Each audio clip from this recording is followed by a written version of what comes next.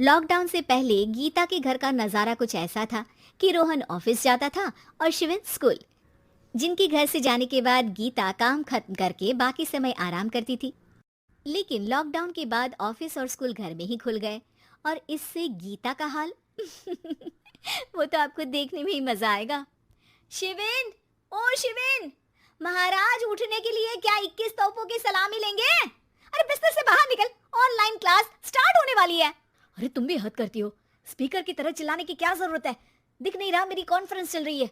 अब कैमरा और speaker on कर रहा हूँ, मुझे कोई शोर नहीं चाहिए। इस पर जैसे ही रोहन लैपटॉप का कैमरा और स्पीकर ऑन करता है तभी कुकर की सीटी बजती है। करा लो अब इसे चुप। लॉकडाउन नहीं हुआ, मेरी मौत का फरमान जारी हो गया। दोनों बाप बेटे ने नाक में दम किया हुआ है। ऐसा बोलकर गीता वहां से शिविन के कमरे में पहुंच जाती है, जहां शिविन अभी भी सो रहा होता है। ओ आलसी, अब अगर 5 मिनट में नहीं उठाना तो आज तेरा गेम और यूट्यूब कैंसिल।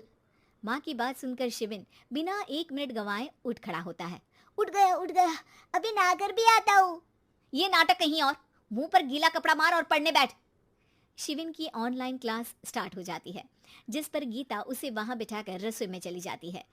थोड़ी देर में उसे कमरे से कुछ आवाज सुनाई देती है, जिसे सुनकर वो कमरे में वापस आती है। हाय राम, तुझे क्लास अटेंड करने के लिए बोला था, कैमरा ऑफ करके बिस्तर पर नाचने के लिए नहीं बोला था। मम्मी मुझे कुछ समझ नहीं आ रहा, आप बाद में पढ़ा देना ना, वैसे भी अटेंडेंस तो लगी गई है। हाँ हाँ बेटा, जरूर बन जा, तू अभी से हम सबका बाप बन जा। अरे नहीं मतलब कहाँ से लाते हो इतना दिमाग, और पढ़ाई करते हुए ये चला कहाँ जाता है? नाइस क्वेश्चन, दिमाग से पूछकर बता दूंगा। शिविन की बातों से परेशान होकर गीता उसे मारने के लिए जैसे ही आगे बढ़ती है तभी वो कमरे से बाहर भाग जाता है। अब शिविन आगे आगे और गीता हाथ में चप्पल पकड़े उसके पीछे पीछे पूरे घर में दोनों घूम रहे होते हैं। इसी बीच वो रोहन के पास पहुंच जाता है और शिविन को मारने वाली चप्पल रोहन के लैपटॉप पर जाकर गिरती है। ओए माँ! मम्मी, अब पापा को चप्पल मार रही हो? वो आज तक के रिपोर्टर, चुपचाप जाकर क्लास अटेंड कर ले, नहीं तो अगली तेरे पीछे लगेगी। इस पर शिविन वहां से चला जाता है, जिसके बाद रोहन गीता से कहता है, इस सर्कस के लिए कुछ बोलना चाहोगी? अरे क्या करूं, जब से तुम दोनों घर में रहने लगे हो, घर अपने आप ही सर्कस बन गया है और मैं तुम्हारी नौकर। कभी बेटी को संभालो तो कभी बाप के नखरे उठाओ। इन्हीं सब उथल पुथल में दिन बीतते रहते हैं, जिसमें हर रोज घर के अंदर कुछ नया सियप्पा खड़ा मिलता है, जो ज्यादातर शिविन और रोहन के ऑनलाइन स्कूल और ऑफिस से रिलेटेड ही होता है। एक सुबह, शिविन चल उठ, आज की क्लास जल्दी है।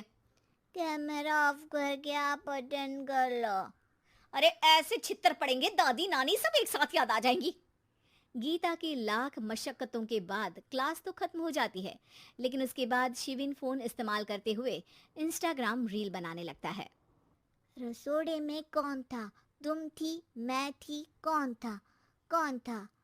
हाँ, मैं गरीब हूँ। अरे ओ गरीब के बेटे, आजा, मैं बनाती हूँ तुझे गरीब। मैं बताती हूँ रसोड़े में कौन था।